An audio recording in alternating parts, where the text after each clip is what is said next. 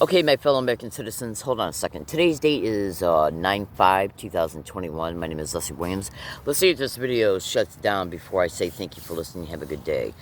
Now, I've been making videos with this particular device that I'm making this video through for well over, for months. And I have never had my video camera shut itself off just because of getting notifications from like YouTube and so on.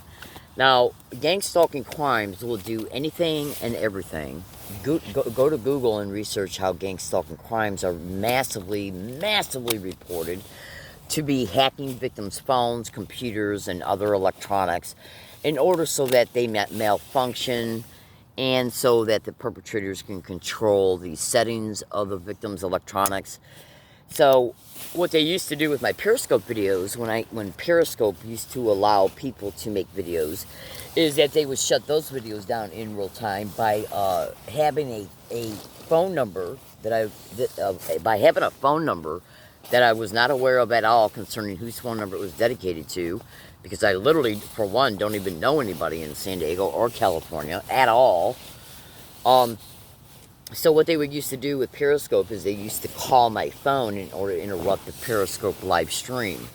And I've even seen at least one Techno Crime Fighters video okay, openly say this in one of their live broadcasts. I think it was Karen Mountain Stewart who said this, or maybe Romola D, who said that as they were in the beginning process of starting a live broadcast, they would call that person's device because the perpetrators knew by calling the device, it would disconnect whatever app they were using for the video stream. Now, gang stalking crimes, these little criminally insane whores, they will do everything, literally anything. They will do anything and everything in order to not just to disrupt the daily life of a gang stalking victim, but they will do anything and everything in order to create what is known as anchors. ANCHORS. So research my descriptions, and this is not a video to educate you about gang stalking. This is a video that's going to talk to you about another subject matter connected to gang stalking. We're going to see if this video gets interrupted. If it doesn't, we're going to see if it gets deleted and or edited. I've endured that a lot on a massive scale between Periscope, trying to make videos through phones in the past and so on. And we're going to see if it's corrupted concerning its sound quality. I've endured that. Now, one of the other motivations of why they will interrupt a gang stalking victim's exposures through their phones, video cameras, or whatever, is because they know, this crime absolutely knows, that all gang stalking victims are left completely powerless over all victimizations, even when they got evidence. Okay? So they know that that's going to psychologically motivate, it's going to deeply psychologically motivate that gang stalking victim to attempt to continue to prove what they're enduring. Because what they're enduring through this crime is extremely heinous, totally depraved, and, oh my God, you just would not believe what's going on concerning these sadistic freaks. And I'm referring to the ones who are hosting this crime. So, one of the biggest goals of gang stalking, because there's so much involved in this crime, trust me about that.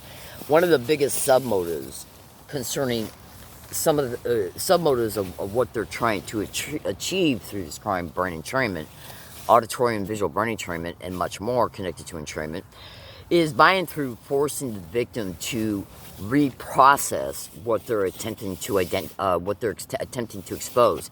Now, I'd say at least 90% in all gang stalking victims' exposures are the identification of what they're doing. They're the identification of what they're experiencing concerning what the perpetrators are doing. And so therefore, when you describe what you're enduring, you're mentally processing it. So when the victim goes like into their blog, the perpetrators will hack into it, and then what they'll do is they'll rearrange spelling and words. They'll take sentences and take half of the sentence out, and go and attach it to another sentence that has nothing to do with the initial description of what was in the sentence, that they took the part of the sentence out. Okay, like they'll take the latter part of one sentence out of a sentence, and go and attach it to the beginning or latter part of another sentence, and then rearrange what was in that sentence and go and put it back into the first sentence that they compromised. Now, this is done because they know the victim is going to notice it. Therefore, they know the victim is going to want to correct it. Now, in order for you to correct your blog or an email that you're writing, you got to first proof, P-R-O-F, proofread it in order to find the manipulations. As a direct result, your brain is mentally processing, okay, the interruption and the disconnected information, because you can be writing, like, say, a sentence like, I'm going to go to Walmart and then I'm going to go to McDonald's. You write that out. This is just an example. You write that out. I'm going to go to Walmart and then I'm going to go to McDonald's, and then I'm going to get my hair cut. Well, if you wrote that, like, say, in an email with the satanic, and then if you wrote a second sentence saying, then I'm going to go watch a movie, then I'm going to go to the movies, and then I might stop off at the clothing store, get some jeans, and then go to the grocery store. So what they'll do is they'll take the second part of the second sentence and put it in the second part of the first sentence, and then take that second part of the original part of the first sentence and put it in the second part of the second sentence. Now, they know you're going to notice this. And so, therefore, when they keep repeating it each and every time you go to write a blog or an email, you got to then proofread to make sure that they did not continue to manipulate your stuff. Because they do it every day until they condition you to proofread it every day. Right? Now, when you are proofreading sentences that have disjointed statements in it as a result of this type of manipulation, your brain is being forced to process what is known as word salad, okay, disjointed information. Therefore, the brain becomes locked up, and it creates a visual and auditory interference signal neurally. The same type of mental processes that a schizophrenic person would have. Now, when you go to Google and you research at Google how gang stalking crimes, one of their additional motives of this crime is to create what is known as artificial schizophrenia. Don't think these little filthy whores don't know what they're doing. They know exactly what they're doing and why they're doing it. So when you have to remake a video because they interrupt your video, you then got to remake the video and start over and neurally, mentally reprocess what you had already described in the first video. Therefore, that's assisting in brain entrainment, because whenever your brain is being forced to reprocess the same information, the brain is creating what is known as a neural pathway based on that information auditorily, at least auditorily.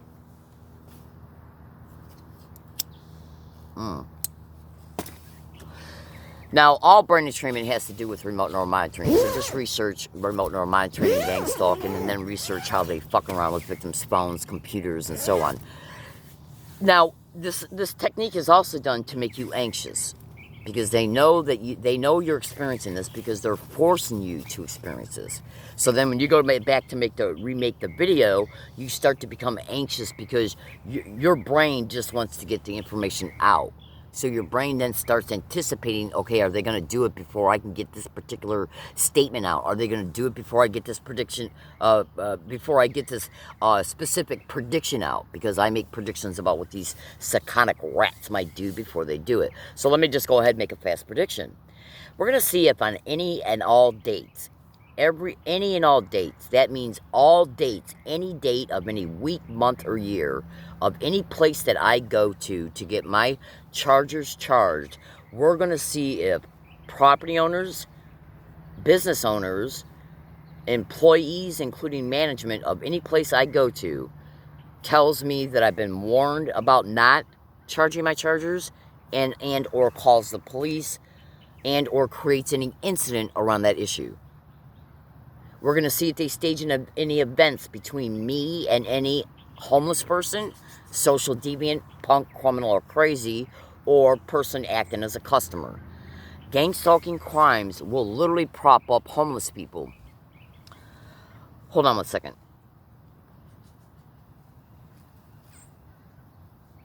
Say if you have been given permission to charge your cell phone chargers at a store or a laundromat, because when you go to these places, you might be in between other places that you still got to go to for the day. And so therefore you might not have time to charge them through your own electrical charging resources.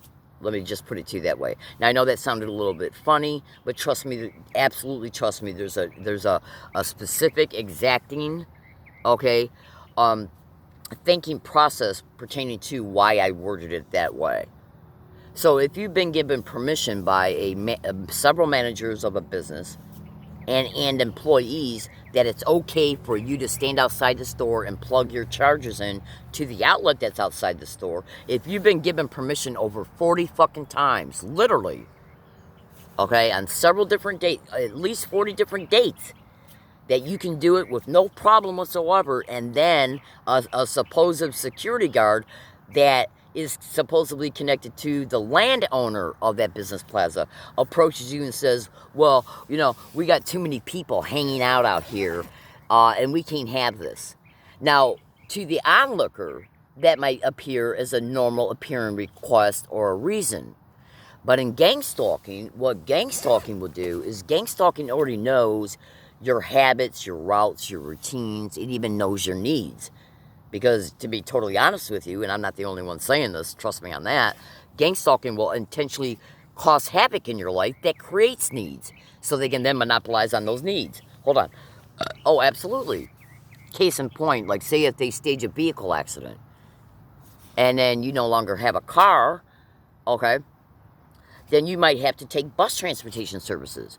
So then they see you're taking a bus. That's another environment that can prop up more community members to engage so that they can be used to apply gang stalking techniques against you. If you had your car, the only person in your car is you and whoever you might want in your car. But if now you're forced to take a fucking bus, what they're doing is creating an additional environment where you can be gang stalked at. By creating the effect that caused you to then utilize, take public transportation.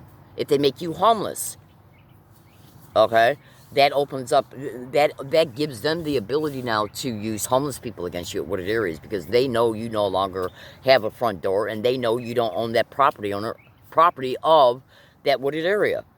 So they can then start controlling you through the homelessness, including through staged probable cause, through the police, by using third parties to claim they heard you, saw you, or saw your property, and then they're used to call the cops, or to stage an assault, or to use the homelessness as a normal apparent excuse concerning why your property is fucking disappearing.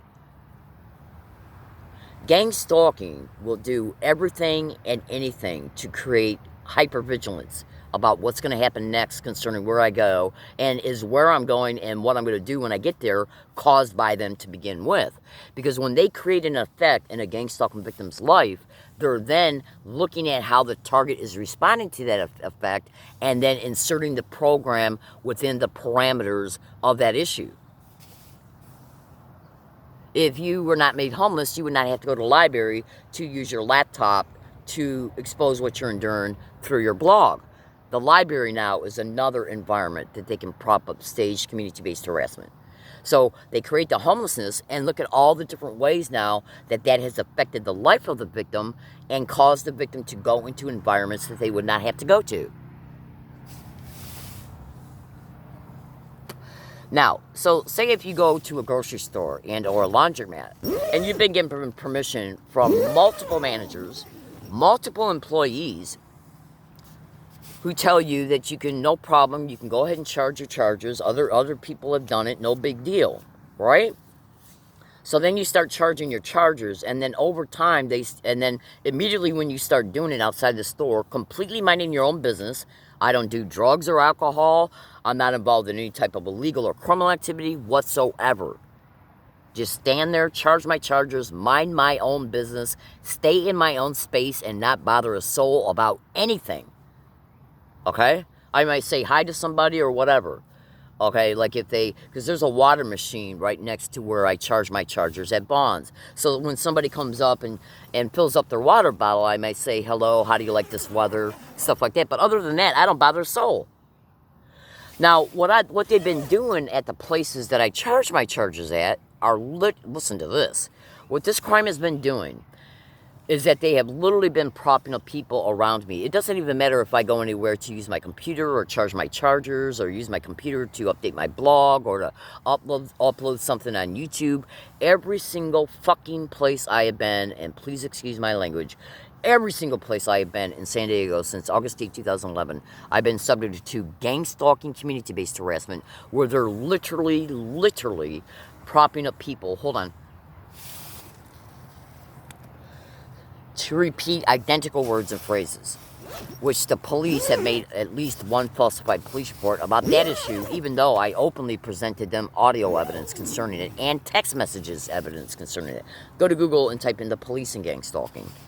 Now, and that includes Vons and the laundromat, including managers, employees, and people coming in and acting as customers doing it. And the property owner of the laundromat. I'm sorry, the laundromat owner. They've all been caught on tape. But you see, when you have been set up for staged events, like at universities, like UCSD, or when you've been and then they ban you by blaming you for the event, they won't even take the time to sit back and listen to you, the victim, who says, look, this is not the way this event transpired. My tape recorder shows that the person is lying. Listen to my tape recorder. And then the cop all of a sudden says, well, I got a call. I got to go. Okay? I got a call. I got to go. I ain't got time for this. You got to leave. This is literally how bad gang stalking is. Because what is in part the gang of gang stalking? Where every fucking body they're using and every place they're using are doing nothing but playing the role. That's the gang of gang stalking. It's not stalking by gangs at all. Gang stalking is there to track you, to monitor you, to harass you, and much. There's a whole lot involved in this. This is not the only issue going on concerning why they're doing what they're doing. Okay, remember, Brandon Trainman as well? All right, now hold on a second. Gang stalking is here to manipulate your life, to affect your life, to disrupt your life, so that the program itself can be more easily affected upon it as a direct result of them monopolizing on the effects and circumstances that they have already placed the victim in. Again, remember what I said. If you're not made homeless, how then can a homeless person approach you at a wooded area? If they don't wreck your car, then why would you be forced to take a public bus or trolley? If you're in your own car, that's your front seat, your back seat, you have the ability to get in your car and lock the door. No one has a right to come in it. But when you're on a bus, numerous people can get on and off that bus and play a role and get off it. They can arrive at the bus stops. Same thing concerning the trolley. So we can see how that incident alone, by staging the vehicle accident of a victim, allows them to put the victim then into a more open environment where they can then be subject to a more frequent and large continuing, a huge, large amount of community-based applied techniques where the community is used to apply gang stalking techniques against the victim. If you have your own car, these people wouldn't be allowed to intrude upon in it in order to apply a technique. If they didn't make you homeless, the victim wouldn't have to go somewhere to use a computer to update their blog and charge their chargers. Now, what these satanic rats do is create these effects and circumstances and then insert the crime within the variables of those circumstances, which can be identical to what I just stated. They know that all they got to do is work in private covert collusion between the property owner and the grocery store and the laundromat where the victim is going to charge their stuff. And then what they do is they sit back and if you can imagine people sitting at a table and saying, this is our victim, this is what the victim is doing because we know it, because we're surveilling the victim, and because we're directly connected to the permission of giving that victim the ability to charge their chargers at this location. Hold on one second.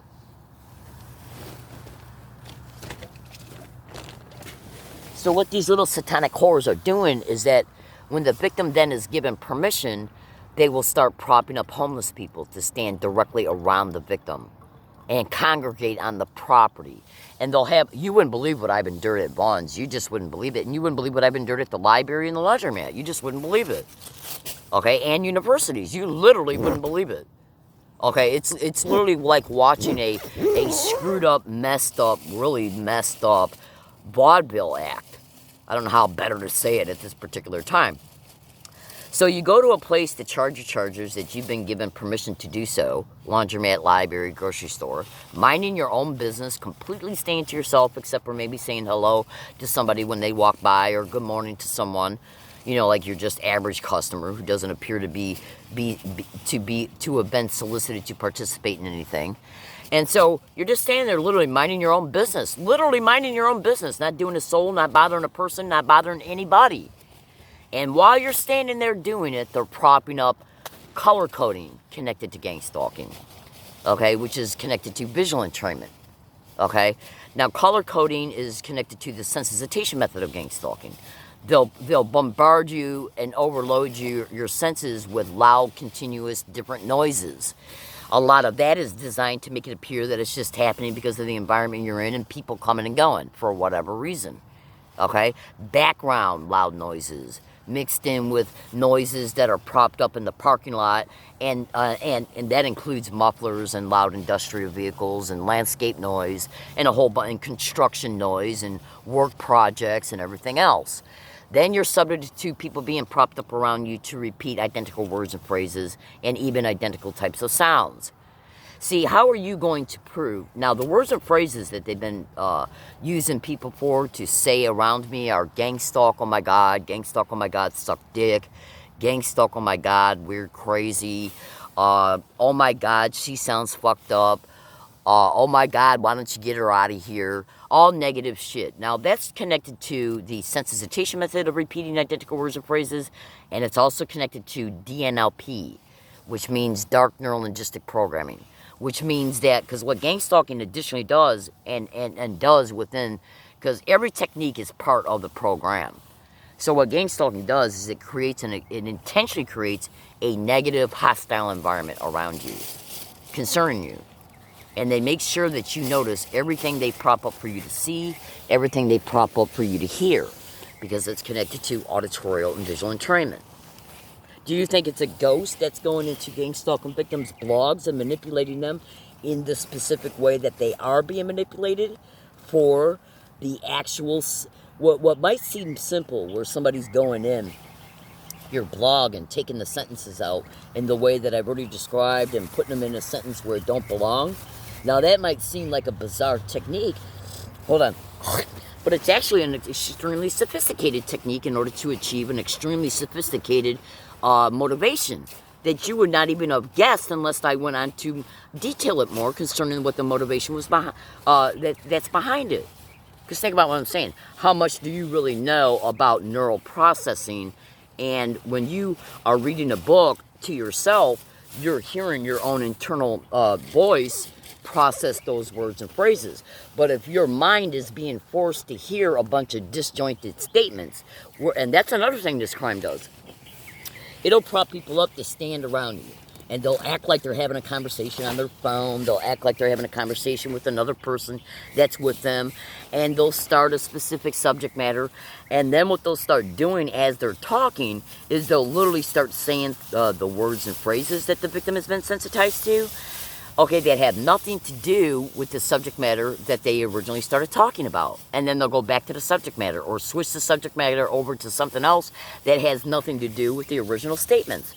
Well, the victim is hearing all this because your right brain absorbs everything that's going on around you auditorily and visually. So when your brain is forced to process all these disjointed statements, the real motive of that, they catch your attention by and through, but not limited to, the things they're wearing or carrying, color coding, and the words and phrases that they might interject within these conversations that are nothing but a bunch of disjointed gibberish. Okay? So they know that the brain is going to process what's going on around you when you're a gang stalking victim, because the persons who are being propped up will say the word or phrase that you've been sensitized to. Now, they know that's going to capture your attention, your right hemisphere attention, which is your unconscious awareness, and that's going to nudge your conscious attention, which is your left hemisphere of your brain, to pay attention to it, to notice it. That's one of the main features and functions of the right brain, to distinguish what's going on around you pertaining to threat assessment. Well, when gang stalking stages the rape of a victim and then intentionally lets the victim know that the rape was because of gang stalking, and then when the victim discovers, and they can do that through many means, trust me on that. If I was to explain it, you completely understand. So then after the staged rape occurs, they will prop up people around you to repeat things that was said and or heard or seen during the rape. That way, whenever the victim is forced to continually see these types of identical props every day along their routes, they know that's going to force that victim to be hypervigilant and to be paying attention to what's going on around them, because this shit is being intentionally propped up around them for them to see and or hear. So the right brain will be programmed to start paying attention and be hypervigilant about what's going on around you, concerning you, because this crime forces you to notice it through your eyes and ears. Okay? So what this crime will do after they stage the rape of a person, and while the rape's occurring, they can say a certain thing or make a certain sound and repeat it during the rape, or say a certain, do a certain physical gesture, repeat a certain word. The perpetrators could have been wearing specific color coding and then making sure that the victim noticed the color coding during the rape. And then on subsequent days, they'll just use community members to repeat these things around the victim. That causes the victim to notice it because of how often it's propped up. And this is how sensitization takes place. So then what they'll continue to do is re-prop up that same shit to force the victim to notice it. Then they'll start adding things onto it, okay? So that the things that they add on it to it become connected and associated to the original anchor. You need to research anchoring and sensitization method connected to gang stalking. So they're forcing the mind and body to stay in a hyper-vigilant state, and that includes because of intentional prior staged events. That can also be wrapped around and associated to prior things, like say if you're gang stalked at one library in a specific way, a specific identical way, and then you go to another library and you're gang stalked at that library in the same exact identical way, and then you go to a grocery store and you're gang stalked there in the same exact identical way. Okay, they know your brain is going to notice all of these identical crimes happening at these different places by and through different people, but the crimes are identical. So that what that does is that anchors that identical thing that they're doing to this crime. Okay, they're just using different places and people for it. So when you research anchoring and the sensitization method, you'll completely understand. Now, they can anchor and act in your mind. Okay, like staging events between you and homeless people, social deviants, people who are told to act mentally ill, people who are mentally ill that are being used. So when the property owner wants to get rid of you because you have exposed too much on the internet about them, or they might not be able to get from you concerning the brain entrainment, which is behind 98% of all the harassment, if you're doing things to block up that harassment, then they're not achieving the brain entrainment, so they want to get you out of that environment in order to set you up in another environment where it's harder for you to ignore the props, because the props are connected to the entrainment. So they got to start looking for ways to normal appearing excuses and reasons and mishaps to get you out of that environment, because they know you still got they know you still got those needs. They know you still have those needs to charge your chargers, right? So what they're trying to do is get you out of this environment because you made it too difficult for them to achieve their goals, because you engaged in techniques that was blocking a lot of it out. So in order for them to get you into an environment that would make it harder for you to block it out, they got to get you away from that current place. Now, they get you away from that current place by privately colluding with the property owner, because this crime already knows that the grocery store managers and employees have given you permission.